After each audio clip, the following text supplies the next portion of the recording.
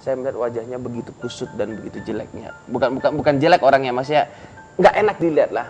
Tapi begitu dia mengampuni, wajahnya tersenyum lebar, dia diberikan kekuatan dari Tuhan untuk menjalani hidup.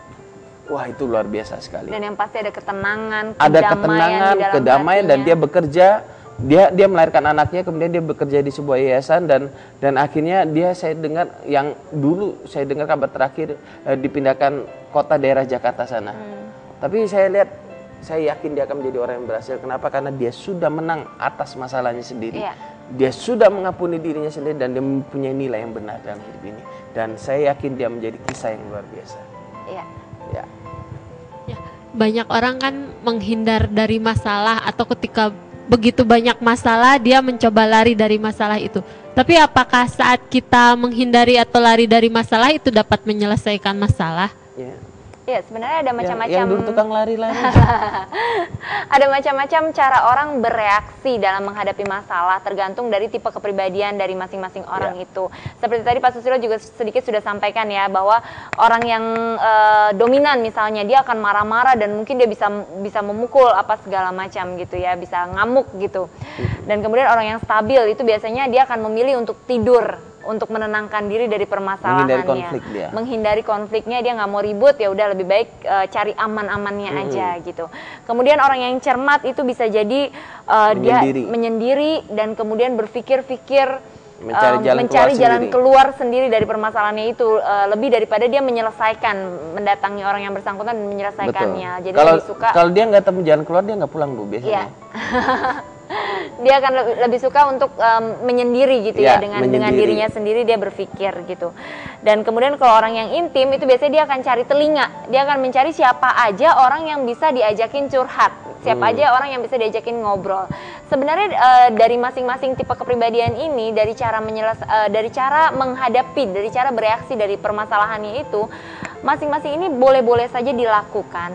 Tetapi sesudah melalui fase ini, harus tetap ada tindakan, ada kedewasaan, harus ada sesuatu yang juga tetap harus dilakukan. Seperti misalnya kalau orang dominan, mungkin dia butuh pelampiasan, dia butuh sesuatu untuk melampiaskan emosinya. Nah, mungkin olahraga pelampiasannya gitu. Cara yang terbaik yang bisa dia lakukan adalah olahraga, sehingga boleh lah. sehingga emosinya bisa tersalurkan gitu kan, atau teriak mungkin dicari tempat yang lega gitu untuk bisa teriak. Saya dulu sambil naik motor teriak. Tetapi ingat, teriak saja tidak bisa menyelesaikan masalah. Mau samsak ditinjuin sampai beratus-ratus ribu kali tidak bisa menyelesaikan masalah. Mungkin sedikit mengurangi beban yang ada di dalam hati. Tetapi setelah beban itu berkurang, kemudian harus tetap ada aksi selanjutnya yang harus dilakukan. Inilah dimana kita harus memutuskan untuk bereaksi dengan benar begitu. Ya, tetap harus diselesaikan masalahnya begitu. Lari dari masalah tidak akan pernah bisa menyelesaikan masalah. Mau selesaikan masalah, hadapi. Betul sekali. Demikian juga orang intim, misalnya cari telinga untuk curhat, boleh selama orang yang diajak curhat itu bisa dipercaya.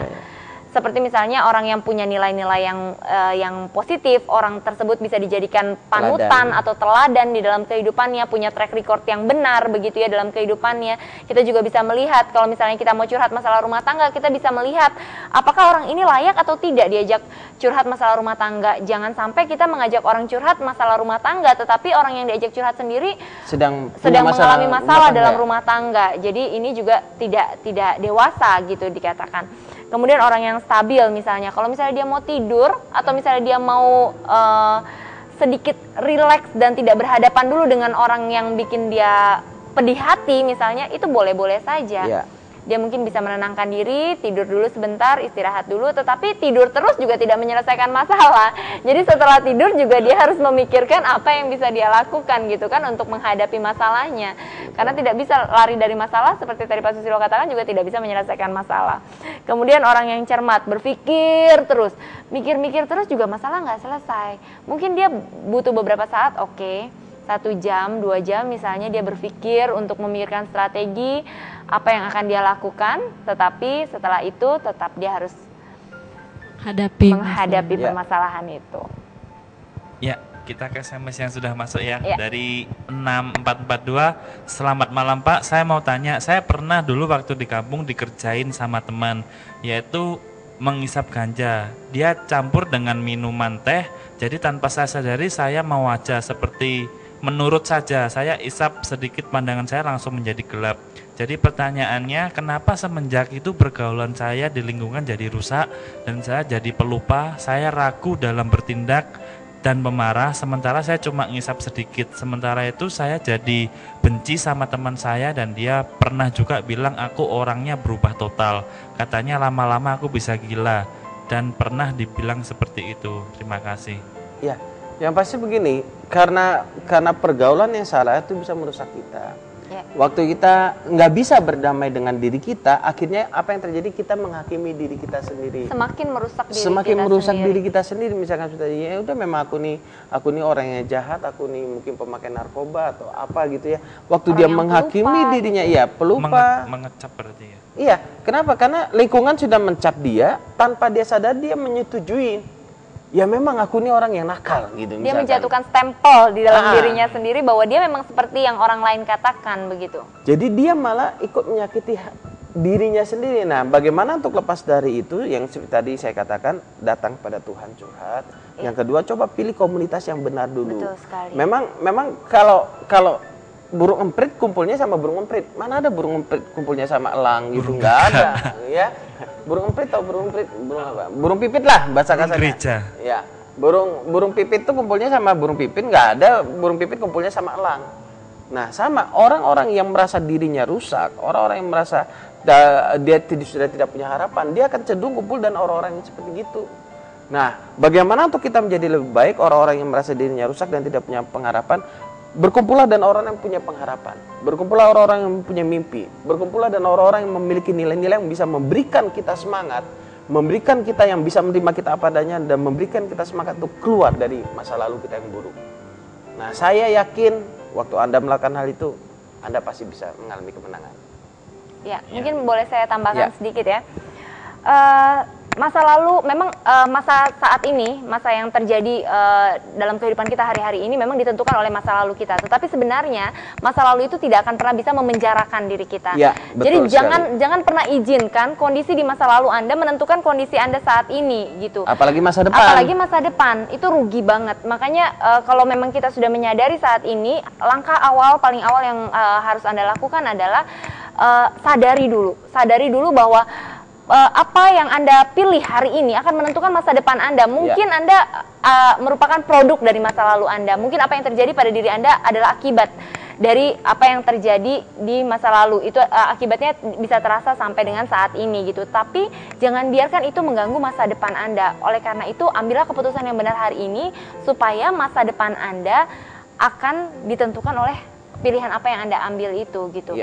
Nah, jadi jangan mau lagi gitu loh ditipu oleh keadaan masa lalu kita itu menentukan apa yang terjadi di masa depan kita. Oleh karena itu, komunitas yang benar, komunitas yang baik, komunitas yang sehat itu sangat bisa menentukan. Kita dulunya juga orang-orang yang bisa dikatakan adalah orang-orang yang Madesu. Iya, hilang pengharapan masa depan suram. Diambang kehancuran bisa dibilang kayak gitu. Tetapi kalau Anda bertemu dengan kami, mungkin Anda bisa melihat orang-orang yang dulunya diambang kehancuran, ternyata hidupnya bisa diubahkan dan memperoleh kehidupan yang baru, yang ternyata bahkan punya keyakinan bahwa masa depan kami adalah masa depan yang cerah, masa depan yang indah, masa depan yang penuh dengan pengharapan. Nah, kenapa hal itu bisa terjadi? Itu karena ada dobrakan dari pola pikir dan nilai-nilai. Dan itu tidak terjadi dalam 1-2 hari, itu butuh proses. Jadi kalau misalnya Anda berkeinginan tetapi Anda nggak tahu mungkin di mana ya hari gini bisa cari lingkungan yang sehat, komunitas yang sehat, di mana Anda bisa berbagi, bisa cerita, siapa yang mau terima aku apa adanya, kondisi aku seperti gini, New Life sangat welcome. New Life sangat berkeinginan untuk mengundang Anda jika Anda berkenan tentu saja untuk Anda bisa menghubungi kami setelah acara ini, karena semua layanan yang kami berikan semuanya gratis, tidak dipungut biaya sedikit pun. Hanya satu harapan kami, supaya apa yang kami alami beberapa saat yang lalu Anda juga bisa alami hari ini, dan suatu saat Anda bisa menyeberangkan hal itu kepada orang lain yang membutuhkan. Iya. Itu aja. Saya pernah nulis di status Facebook dan BB saya tulis begini. Lakukan, berdoa, pikirkan dan lakukan yang terbaik pada hari ini. Kenapa? Karena waktu kita sampai pada esok hari ini sudah menjadi masa lalu. Jadi masa depan kita ditentukan dari apa yang kita lakukan hari ini. Iya, Jadi betul. putuskanlah hubungan dengan masa lalu yang buruk, ya masa lalu yang baik jangan diputuskan, lanjutkan maksudnya. Tapi kalau dengan masa lalu yang buruk, putus hubungan, bukan dengan nyambung saja, ini putus hubungan dengan masa lalu yang buruk.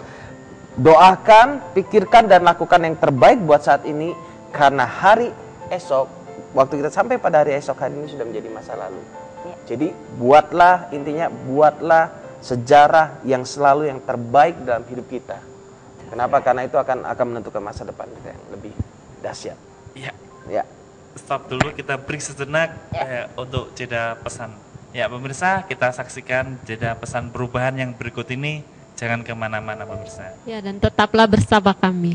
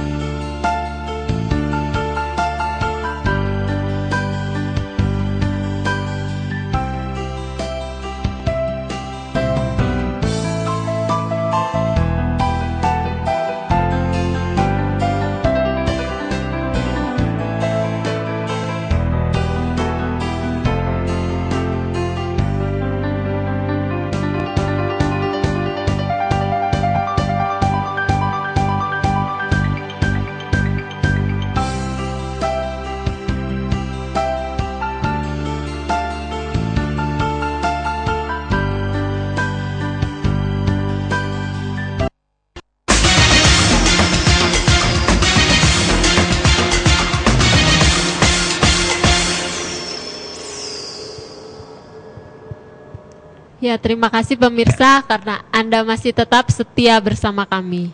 Ya, mungkin Ya. bisa dijelaskan untuk pesan perubahan. Ya. Tadi yang pertama dikatakan begini, benteng pertahanan yang terbaik adalah pada saat kita mengenal siapa diri kita. Itu merupakan benteng pertahanan yang sangat luar biasa waktu kita mengenal potensi diri kita, waktu kita mengenal siapa diri kita sungguhnya. Contohnya begini, kita mengenal, oh saya sebagai seorang yang sabar. Jangan saudara mencap, oh saya ini pemarah gitu kan ya. Oh saya ini pelupa, saya ini orang bego, jangan. Berikan label yang positif pada diri Anda waktu Anda mengenal, oh iya memang saya orang yang sabar. Sehingga waktu ada orang yang menyakiti hati kita, oh saya orang yang sabar, saya orang yang penuh kasih, saya orang yang baik, saya orang yang suka menolong orang lain dan segala macam. Waktu kita mengenal kelemahan dan kelebihan diri kita bisa mengatasi semua kelemahan kita. Kalau kita tidak pernah mengenal kelemahan diri kita nggak akan pernah bisa mengatasi kelemahan kita, betul nggak? Ya. Kita harus kenal dulu, kita tahu kelemahan diri kita di mana. Atasi itu dengan cara bagaimana? Tanamkan nilai-nilai yang benar dalam pikiran kita. Bahasa kasarnya cuci otak gitu kan. Jadi memprogram ulang apa yang ada dalam pikiran kita. Ya. Ya, untuk pesan perubahan yang kedua. Ya, seringkali yang ada di benak kita adalah kalau kita mengampuni orang lain atau kalau kita memaafkan orang lain, maka yang menang adalah orang itu, yang enak adalah orang yang menyakiti hati kita gitu. Seringkali kemenangan yang kita anggap sebagai sesuatu kemenangan itu adalah ketika kita berhasil mengalahkan orang yang sudah menyakiti kita. Padahal cara kita meraih kemenangan itu sendiri seringkali justru membuat kita menjadi orang yang jauh lebih kalah. Karena apa? Orang jahat kita balas dengan lebih jahat lagi gitu. Tanpa kita sadari, kita berlomba-lomba untuk menjadi siapa yang paling jahat pada akhirnya. Meskipun kita berpikir bahwa dengan cara itu kita bisa menjadi orang yang menang terhadap orang lain itu. Contohnya dia selingkuh, aku juga bisa selingkuh. Kenapa enggak? Emang aku udah nggak laku, misalnya seperti itu. Aku juga masih laku kok. Kelihatannya sesaat menang, padahal kalah dia, makin buruk. Betul sekali. Nah, jadi pola pikir seperti itulah yang kita harus dobrak. Karena apa? Kemenangan yang sejati adalah